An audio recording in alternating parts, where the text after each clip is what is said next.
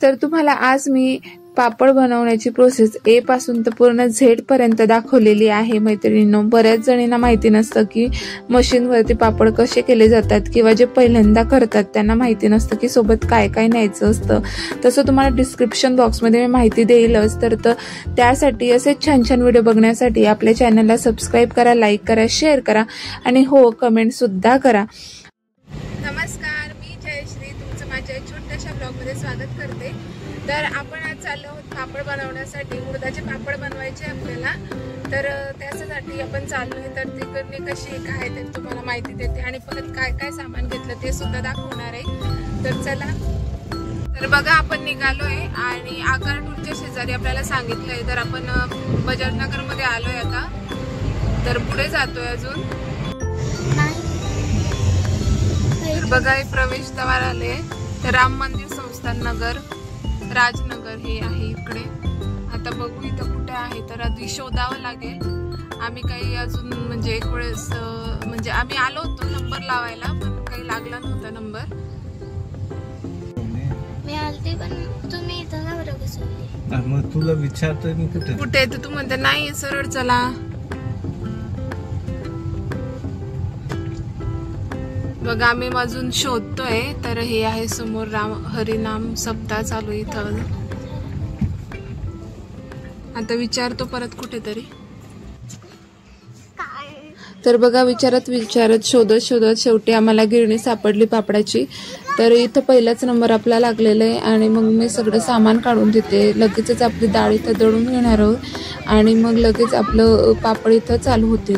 तर ते कसे करणार आहे तर ते तुम्हाला बघायलाच मिळणार आहे पुढे। तर चला, आधी ही आहे पिठाची गिरणी। तर इथं आपली डाळ दळून होणार आहे, तर डाळ दळायला लावून दिलेली आहे।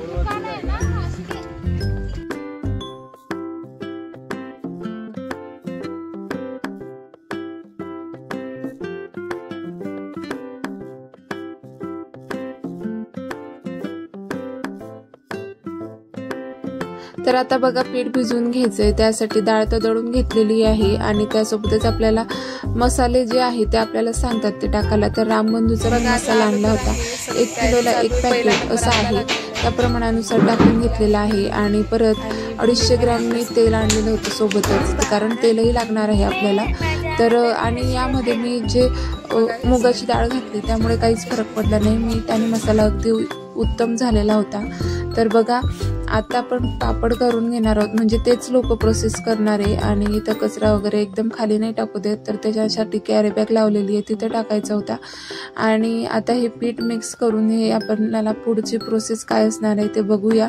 आणि तेल मी ठेवून दिलेलं आहे तिथं, तर चला बघूया पुढची प्रोसेस काय आहे। तर बघा हे मसाला मी यामध्ये टाकून घेतलेला आहे। तर हे फटकर आथरलेलं आहे ते या लोकांचंच आहे। तर यावरती आपल्याला साड्या किंवा आपल्याकडे जे काही सयन असेल ते घालून घ्यायचं आहे, जेणेकरून खालची कचकच वगैरे लागणार नाही, यासाठी ते आम्ही घातलं। तर 2 घातली होती आणि त्यावरती दगड सुद्धा ठेवून दिली होती, म्हणजे कारण वारा सुद्धा चालू होता। तर सकाळी आम्ही आलो होतो 9 वाजेला, तर 9 वाजताच हे काम चालू झालं होतं। आणि बघा आता ह्या ताई पीठ भिजवायला लागल्या होत्या, तर यामध्ये थोडंसं तेल घातलं होतं आणि आता त्यांच्या अंदाजानुसार ते पाणी घालतंय। तर हे जे पीठ भिजवताना अगदी कोरडं भिजवत आहेत, तुम्हाला तसं व्हिडिओमध्ये बघायला मिळेल। आपण घरी बनवताना खूप कडक भिजवतो, पण ते आपल्याला लाटायला खूप जड जातं। पण बघा, आणि हे मशीनच्या द्वारे करतात ना, ते अगदी काम अगदी सोपं होऊन जातं। तर बघा पहिला नंबर आपला होता, त्यामुळे सगळी साफसफाई वगैरे त्यांनी करून घेतली होती आधी। आणि हे जे पीठ ते भिजवलं होतं आणि काही थोडंसं पाणी टाकून त्यांनी बघा हे असं भिजवलंय आणि ते गोल गोल फिरतोय। तर बघा हा असा उंडा बाहेर येतोय त्याच्यातून। तर हा जो उंडा आहे तो कालचा आहे, म्हणून ते आधी काढून घेत आहे आणि मग ते बाहेर दुसऱ्या कॅरी बॅग मध्ये टाकणार। आणि आपलं जे आताच ताजेचं जे बनवलेलं आहे तर ते आता आपल्याला यूज करायचं आहे, तर ते करणार आहे। तर हे सगळं पीठ 2 किलो आहे, तर 2 किलोचं करायला त्यांना काहीच वेळ लागला नाहीये, म्हणजे अर्धा तासात त्यांनी हे पापड बनवून दिले होते आपल्याला। तर बघा हे पीठ असं मळून घेत आहे, हे मळण्याची मशीन आहे, त्यामध्ये गोल आट्या दिलेल्या आहेत, त्यामध्ये हे थोडं पीठ घालून व्यवस्थित स्मॅश करत आहे, म्हणजे जेणेकरून काय व्हायचं पीठ अगदी छान मऊ होत होतं आणि स्मॅश होत होतं, म्हणजे जे पापड जे आहे ते खूप छान येतात.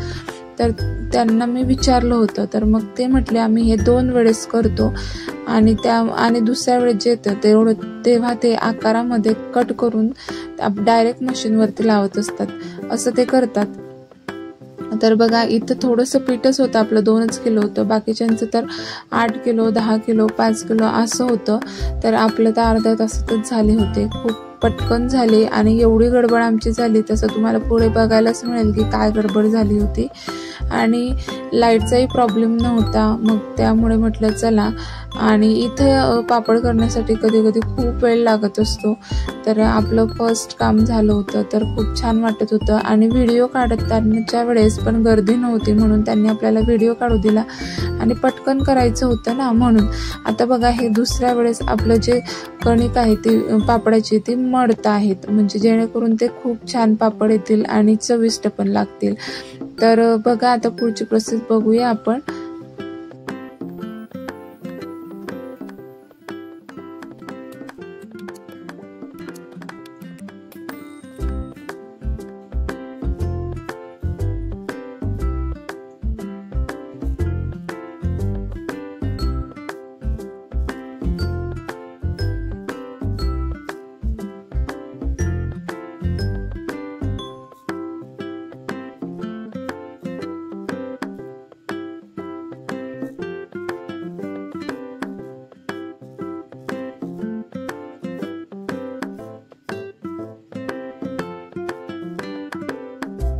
तर 2 मिनिटासाठी स्टॉप घेतलेला होता आणि आता पापड करायचं चालू करायचं होतं.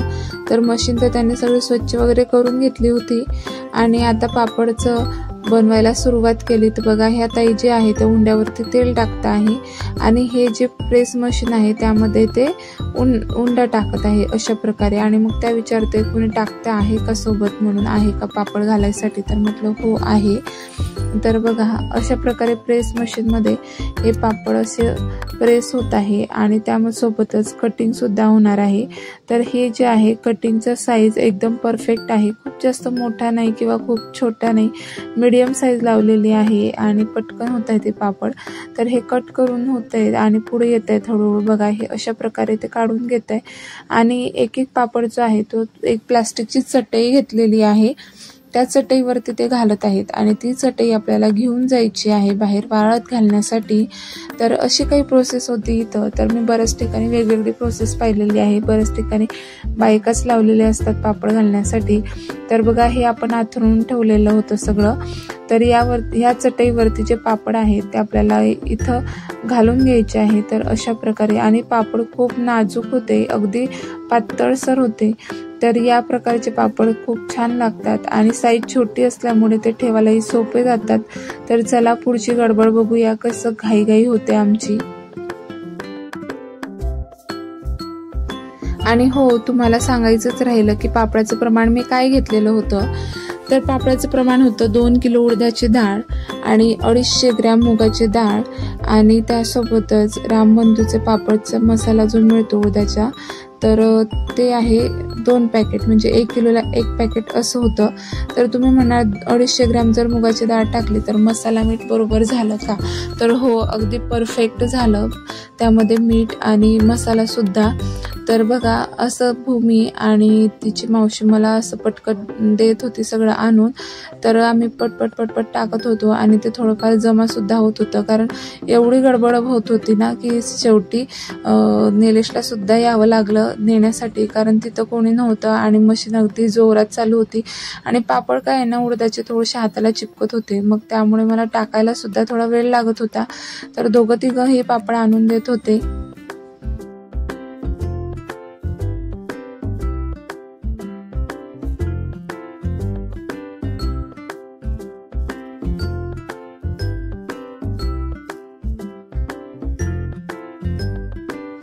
तर एवढी पापड आपली झाली होती आणि लास्टचा जो उंडा उरला होता त्याचंही त्यांनी एक लांब अशी स्ट्रीप काढून दिली होती आणि ती आम्ही तशीच वाळत घातली. नंतर घरी येऊन तिला कट केली होती. बघा अशा प्रकारे.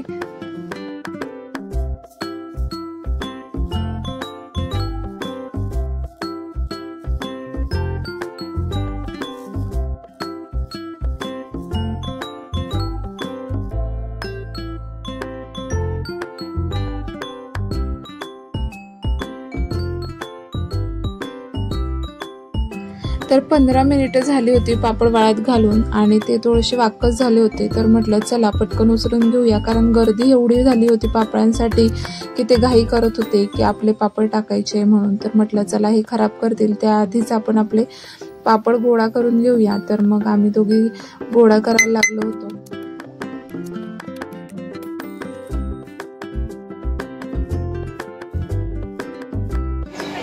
बघा आता पापड झाले आपले.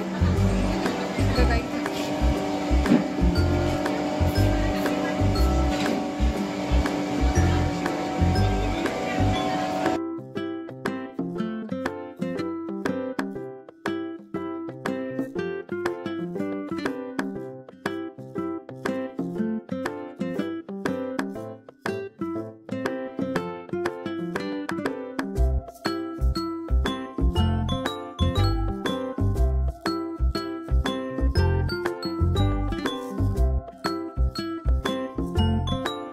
तर घरी आल्या आल्याच पहिले आधी हे पापड टाकून घेतले. जे कपडा नेला होता मी पापड वाळत घालण्यासाठी, तर तोच इथं सैन मी हे टाकून घेतला आहे इथं.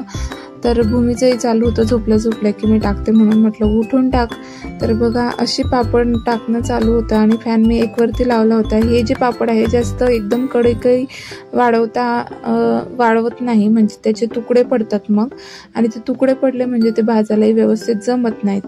म्हणून मग कसे ठेवायचे तुम्हाला नेक्स्ट स्टेप मी सांगणार आहे की पापड खोपडा होऊन किंवा जो एकदम गोल होऊन जातो आणि कडक होतो, मग ते पापड आपल्याला ठेवायला जमत नाही. किंवा एखाद्या वेळेस आपण डब्यात ठेवले, काही जोर पडला वगैरे हलवलं तर ती पापड तुटतात. तर ती पापड तशी न ठेवता एक छानसा उपाय मी तुम्हाला सांगणार आहे. त्याप्रमाणे तुम्ही हे पापड वाळवा आणि वर्षभर जसेच तसे टिकवा, आणि तुम्हाला अगदीच 1-2 डब्यांच्या ऐवजी एकच डबा लागेल सगळे पापड ठेवण्यासाठी. तर चला, तर त्यासाठी आपला व्हिडिओ कंटिन्यू करा आणि असे छान छान व्हिडिओ बघण्यासाठी आपल्या चॅनलला सबस्क्राईब करा, लाईक करा, शेअर करा आणि आपल्या चॅनलला फॉलो करा. तर चला बघूया पुढची प्रोसेस काय आहे.